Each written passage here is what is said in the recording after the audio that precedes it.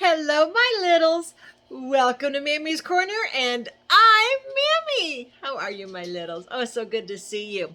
Let's get ready to do our affirmations, and then Mammy will get into the book reading. Are you ready? Affirmation time. I am loved. Say it out loud. Come on. I am loved. You are loved. Who loves you? God loves you. Who else loves you? That's right. Mammy loves you. All right, ready? Next one. I am good. Are you being good today? I hope you are. Say it again. I am good. Very good. Now the last one. I am kind. Out loud, say it. I am kind. Oh, very good, very good. All right, so Mammy is still in the Marvel 5-minute Avengers storybook. But before we get started, make sure you hit that like button because I want to make sure that my littles are liking the stories. All right, let's see what story's next, shall we? The Marvel 5-minute Avengers story brings to you today Robin Hawk. Woo, woo. All right, let's start reading. Clint Barton loved being Hawkeye, but sometimes he didn't feel as confident as his fellow Avenger Tony Stark.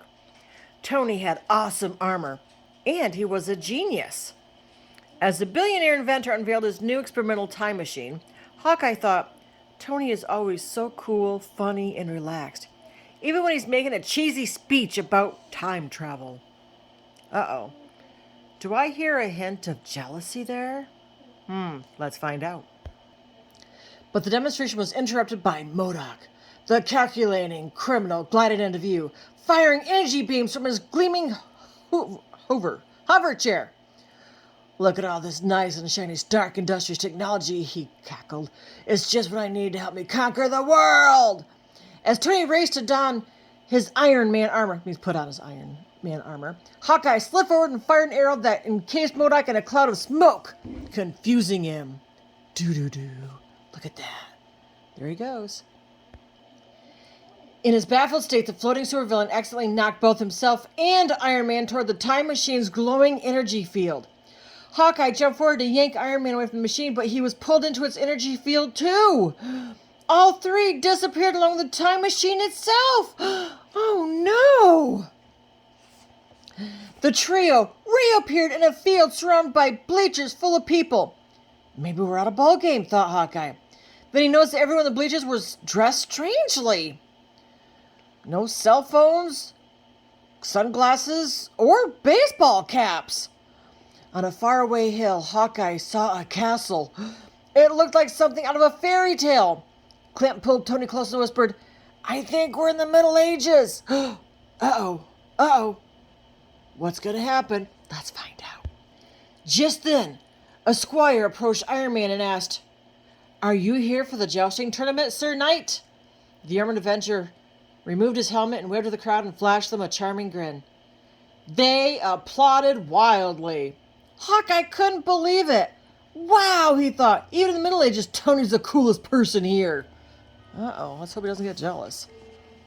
Suddenly, the people of the bleachers pointed toward or behind Clint and called, Ogre! Ogre! Hawkeye spun around to see MODOK sneaking away with the time machine in his clutches. Tony flew over and snatched back the device. That enraged the brainy bad guy, who attacked Tony with an energy blast. Reeling from the impact, Iron Man aimed his repulsors at MODOK, but all that came out was a bit of black smoke. The time machine's energy field had shorted out Tony's repulsor beams. Oh no!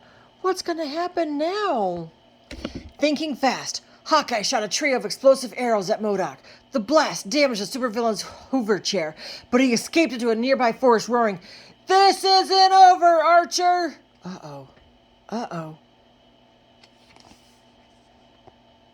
The townspeople crowded around Hawkeye, proclaiming, It's him! It's the legendary Robin Hood! Hawkeye shook his head, shouting, No, you've got it all wrong! I'm not Robin Hood! The villagers cheered. Only Robin Hood would be so modest. They thanked Hawkeye for saving them from the ogre, and they marveled at his archery skills. Now Clint knew what it was like to be cool. The cool blacksmith even presented him with a special arrow. Look at that. Pretty cool, huh? Now he's a cool guy. Let's see what happens.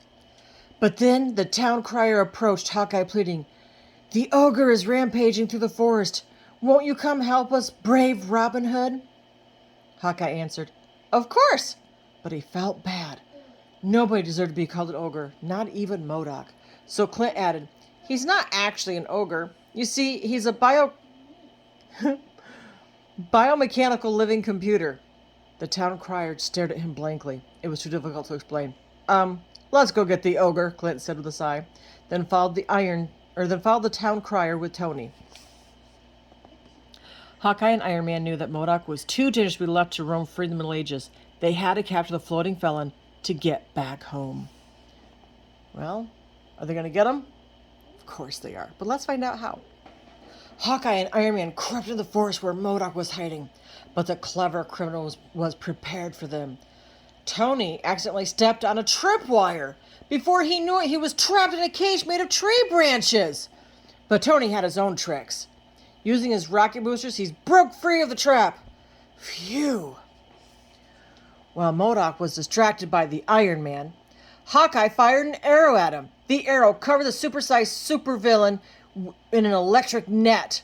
Now he was Hawkeye's prisoner. MODOK admitted that he needed the two heroes to get back to his own time. This primitive era is not the proper place for a genius like me, he said with a sniff. Besides, MODOK thought, after I'm back in the present, I can just snatch the time machine from these do-gooders. Uh-oh. Do you think he can do it? Let's find out. Iron Man activated the time machine. The little device hummed to life. All three time travelers stepped inside the machine's energy field and found themselves back in the present. Iron Man and Hawkeye reeled for a moment, disoriented by the journey. MODOK took that opportunity to grab the time machine. Oh no! But just as he was about to activate it, Hawkeye shot a grappling hook arrow at the device. The arrow lashed onto the time machine, ripping it from MODOK's clutches. When MODOK tried to take it back, he found himself surrounded by Avengers. Doo-doo-doo. His hover chair, still damaged, made a sad, sputtering noise. Put, put, put, put. Busted! After MODOK had been led away by S.H.I.E.L.D. agents, Tony remarked that it looked like Hawkeye was enjoying himself in the Middle Ages. You know, I used to think that I wasn't as cool as you, Hawkeye admitted. Come on, Tony said, that's nonsense. Well, that's what I learned on this last adventure, Clint said with a nod. I also learned that archery is cool in any time period, he grinned. With that, he pulled out a souvenir he'd brought home from the trip. It was the arrow the village blacksmith had given him. And as Tony examined it closely, he saw that it was decorated with a painting of Hawkeye, dressed as Robin Hood. Does that make you Robin Hood then? Or Robin Hawk then? Tony asked. The two superheroes shared a laugh. After that night, Tony decided to do a little research. When he looked for Robin Hood on the internet, Tony almost fell out of his chair. On his computer screen, there were many drawings of Robin Hood, but they all had one thing in common. Robin Hood always wore a purple arrow on his chest, just like Hawkeye's. The end. I hope you liked that story, my littles. Wasn't it great? And remember, just because somebody seems to be better than you, they're really not. Nobody is better than you. You are the best version of you that you can be, and they are the best version of themselves that they can be. Don't ever get jealous over that, because you are loved. Who loves you? God loves you. Who else loves you? That's right, Mammy loves you. But Mammy loves you bestest. Until next time, my littles.